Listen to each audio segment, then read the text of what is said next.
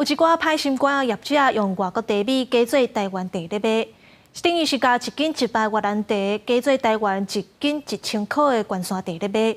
高检署甲农业部等的单位合作，透过科学分析，找出茶米的原产地，就算是两种蓝做伙，嘛会当分出来。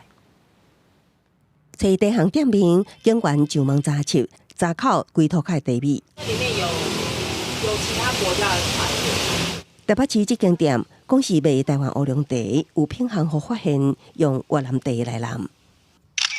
南投也有茶农将3零克乌龙茶染越南茶，参加农会比赛，得到2类会肯定，过来环培转卖。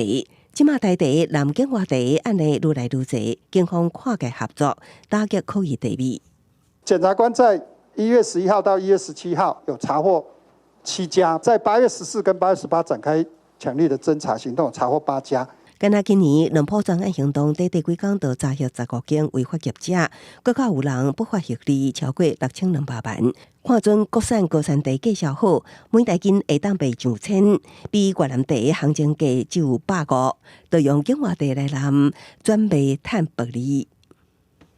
那这些样品里面其中有一个是台湾茶，一个是境外茶，可是你可以从外观里面，你完全没办法看得出来。为外观来看，两项真歹分辨。虽然上细豆豆啊啉，台湾茶口感较幼稚柔顺的回甘，境外茶较无利口，买闻会可惜。也毋过，即件一般人用看的、用片的、用啉的，拢较袂当发现伊的差别。所以茶叶吸收这些元素之后呢，它会反映出它的生长区域的地点在哪里。因此，我们就建立这个元素的分析方法，来用资料库来区别它是境外茶或是境内茶。